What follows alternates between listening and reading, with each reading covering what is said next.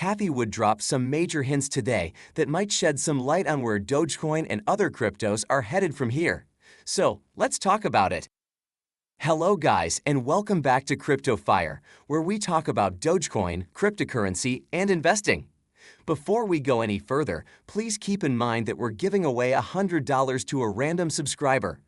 All you have to do is like the video, subscribe, and leave a comment on your favorite cryptocurrency. Read our description for more info about it. Now, let's get started with today's video. The ARK Invest's founder said that the Chinese regulatory concerns and ESG difficulties may limit the cryptocurrency's near-term valuation. But in the long term, we don't have a lot to worry about. If you don't know, ESG stands for environmental, social, and governance. In the case of Bitcoin, these worries are centered on the environmental damage caused by mining the money, as Elon Musk recently highlighted. So, Cathie Wood basically believes that Bitcoin will have a more robust base in the long run.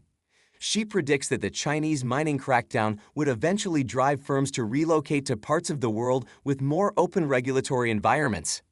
She said that, "I actually think it's a healthier phenomenon to disperse that mining, and a lot of that is coming toward the United States and moving toward renewables." Now, she's actually right about that. Before I talk about recent advancements in mining with sustainable energy, let's take a look at another bullish hint from Cathie Wood. So, ARK Invest, which is managed by Cathie Wood, recently decreased its holdings in chipmaker Nvidia and Shopify. It then reinvested a portion of its assets in Coinbase despite a dip in its stock price, paid $6.77 million for around 28,000 shares of crypto exchange Coinbase. So, as I said, Cathie Wood sees a bright future for cryptocurrencies. She knows that we're in a slump right now, but in the long term, Dogecoin and other cryptos are going to rise again. And we have to keep an eye on her moves because she's considered one of the smartest investors in the world and runs ARK Invest, which has proven to be ultra successful for its investors. Now, let's talk about crypto mining for a minute. So, mining companies around the world are trying to switch to nuclear energy sources in order to relieve government concerns about mining's negative environmental impact. Because of its reliability, cheap cost, and carbon-free nature, nuclear energy may be the ideal power source for Bitcoin mining. If you don't know, nuclear power plants are expensive to build, but they are cheap to run. In many places, it is competitive with fossil fuels as a source of power. Oklo, a power provider, recently announced a partnership with a Bitcoin mining startup Compass Mining to use nuclear energy for mining. According to them, it is an effort to reduce carbon emissions from the mining process as well as a drive to diversify the miners' energy sources. The co-founder of Oklo said that cryptocurrency mining offers promising pathways to accelerate the deployment of clean energy technologies, and Oklo is positioned to respond to commercial demands by providing end users with the convenience of purchasing clean, reliable, and cost-effective power on which they can rely. And then there's Core Scientific, a Bitcoin mining company that moved to an abandoned denim factory with near-exclusive access to a nearby hydroelectric dam. Others, such as Greenidge Generation, have just bought a gas-burning power plant to directly feed their operations. And then there's Talon Energy, a U.S. power supplier that has been given the green light to mine Bitcoins in Pennsylvania using nuclear power. And El Salvador has encouraged the world's miners to come there to embrace cheap, 100% clean, 100% renewable, zero-emissions electricity generated by a state-owned geothermal power plant powered by a volcano. So, as you can see, there are a lot of companies and countries that are moving towards adopting renewable energy to power Bitcoin mining. And this is exactly what Elon Musk wanted. If you remember, he said that he'll accept Bitcoin and perhaps Dogecoin if mining is done with 50% clean energy. And now, we're moving closer to it. Now, let's talk about mining in China. We know that China cracked down on crypto mining operations recently, and it caused a lot of fear in the market. But now, according to a research conducted by Cambridge Center, China's mining hash rate has fallen from 75.5% in September 2019 to only 46% in April 2021. During the same 18-month period, the United States quadrupled its share of the global Bitcoin hash rate from 4% to 16.8%, making it the world's second-largest Bitcoin producer. And then there's Kazakhstan, where the global mining share rose from 1.4% to 8.2%, pushing the country to third place after the United States. Now, I think all this is great news because this takes away the power from China to be such a massive controller of crypto's destiny. We saw how Bitcoin's prices fell to this year's low after China's crackdown. So, I'm glad that China, or any other country, won't be able to affect crypto like that anymore. Also, the crypto crackdown, according to the chairman of IBC Group, is simply a temporary issue.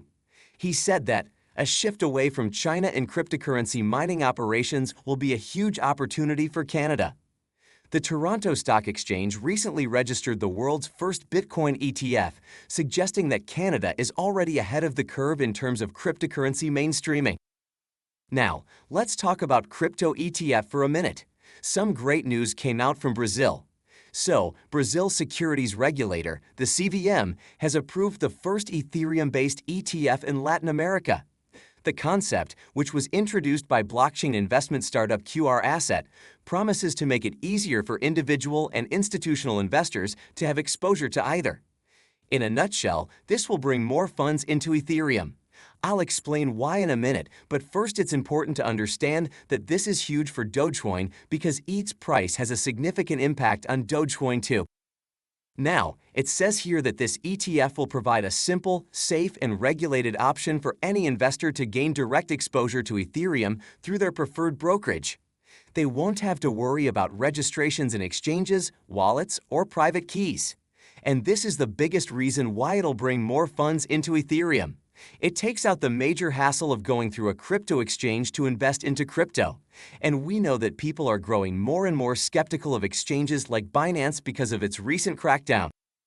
Now, let's come back to Dogecoin. Axe posted this tweet about the Dogecoin, obviously referring to Dogecoin, that said that they'll be launching it on 20th July. I'm really excited about this because they could probably ask people to pay for it in Dogecoin. So that's another major step towards Dogecoin's mass adoption. Now, talking about adoption, Visa is reportedly going to approve the issuance of a new crypto debit card. Visa said that it has a lot of demand for the card.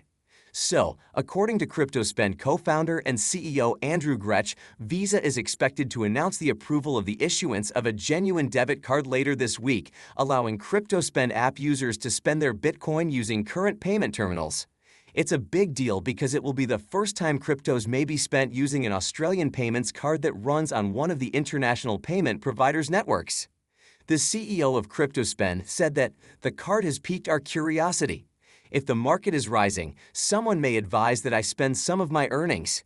It's going to keep going up, so I'll hang on to it. Someone on the other side of the fence may say. However, when prices grow, so does the amount of expenditure. CryptoSpend currently doesn't take Dogecoin, but I think they could think about it after the new update for Dogecoin comes out. Now, let's take a look at Dogecoin price for a minute. I know we're in a slump right now, trading at around 17.4 cents. But, as I've been saying, crypto adoption is on the rise, and all this news makes me pretty optimistic about where Dogecoin and other cryptos are headed. And with that, we've come to the end of this video. Thanks for watching till the end. If you enjoyed it, please consider liking and sharing it with your friends. Also, please subscribe to the channel and turn on post notifications for daily videos on Dogecoin and cryptocurrency. If you have any questions or suggestions, please leave them in the comments section below. Goodbye. Take care.